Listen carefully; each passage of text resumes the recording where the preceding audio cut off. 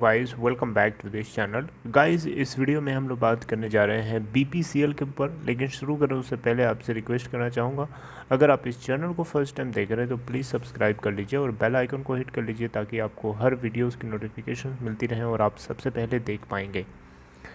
BPCL के अंदर अगर आपने कल नोटिस किया होगा तो 0.46% की गिरावट के साथ बंद हुआ था। 478.65 के ऊपर ओपन होने के बाद 480.70 का हाई भी बनाया और 468.50 का लो बनाने के बाद 472.20 के ऊपर क्लोज हुआ था।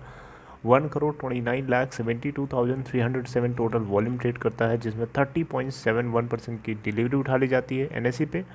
और बीएससी के ऊपर अगर आप देखेंगे तो 9,72,393 टोटल वॉल्यूम ट्रेड करता है, जिसमें से 48% की डिलीवरी उठाई जाती है। 1,02,236.88 करोड़ रुपए की मार्केट कैप है। इस कंपनी का 52 वीक लो है 312.10 का और 52 वीक हाई है 482.40 का।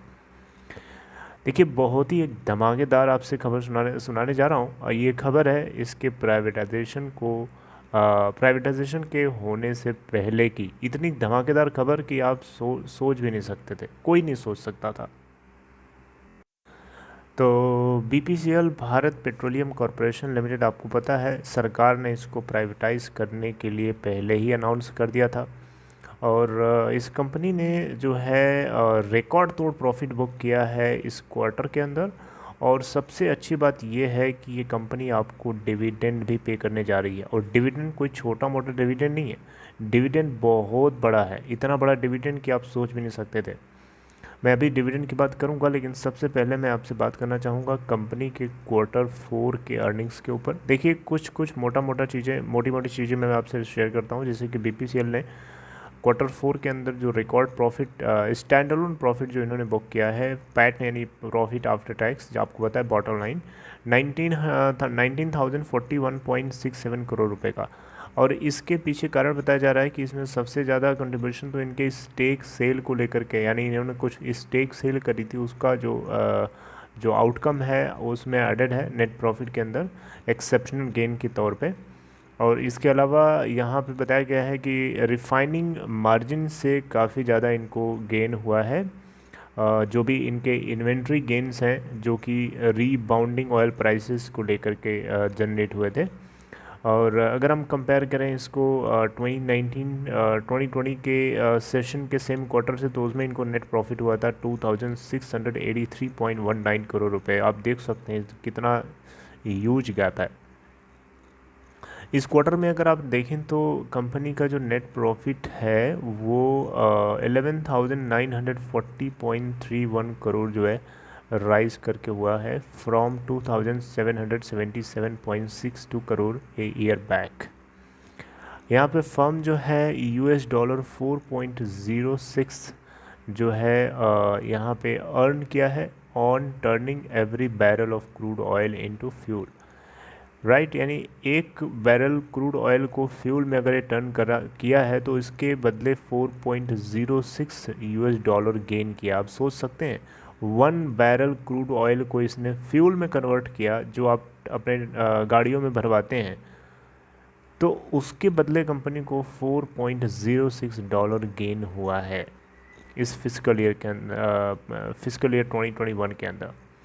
जबकि ग्रॉस रिफाइनिंग मार्जिन जीआरएम जिसको बोलते हैं वो है 2.50 का पर बैरल ईयर बैक, यानी पिछले साल के कंपेयर में 2.50 हुआ था। इस बार देख सकते हैं पर बैरल $4.06 है।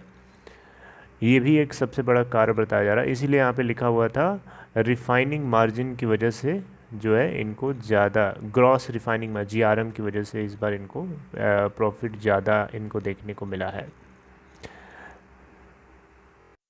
इसके अलावा कंपनी ने एक्सेप्शनली यहाँ पे गेन किया है 199.75 करोड़ रुपए का फॉरेन एक्सचेंज करते वक्त, जो कि फिजिकल ईयर 2020 में इनको सेम तरीके से लॉस हुआ था 1,662.34 करोड़ रुपए का।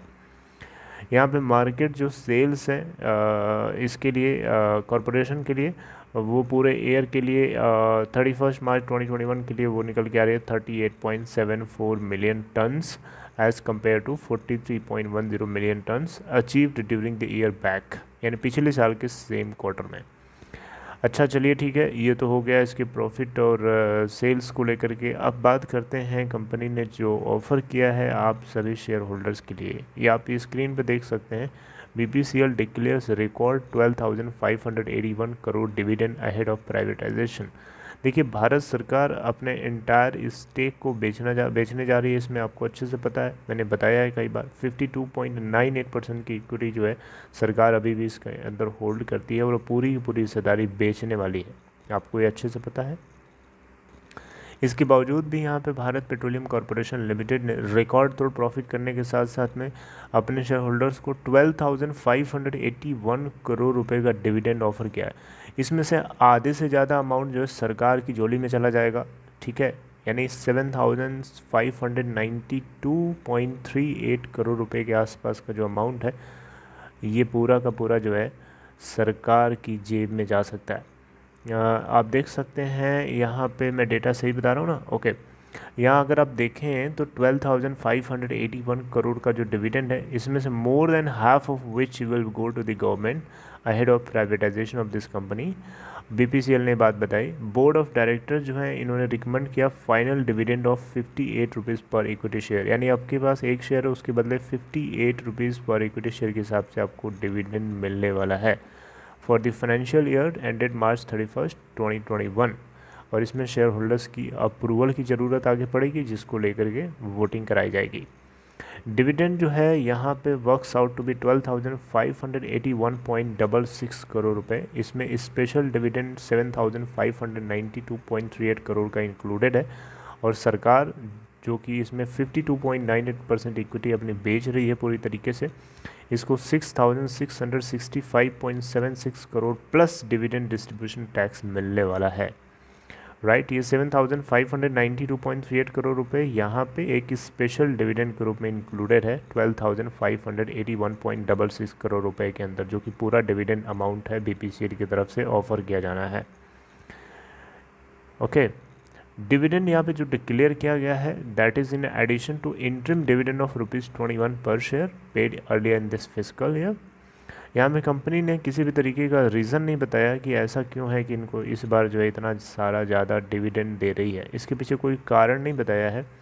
और हालांकि यहाँ पे अगर आप देखें तो जो है फर्म यानी BPCL जो है 9,876 करोड़ रुपए का इन्होंने अमाउंट रिसीव किया है from sale of its 61.5% stake in Numaligarh refinery in Assam to consortium of Oil India Limited. देखिए ऑयल इंडिया लिमिटेड को इन्होंने अपनी 61.5% की हिस्सेदारी जो है बेची थी नुमालीगढ़ रिफाइनरी जो कि असम के अंदर है, जिसके चलते इनको 9,876 करोड़ रुपए का अमाउंट रिसीव हुआ है, राइट। तो ये भी इसमें इंक्लूडेड है।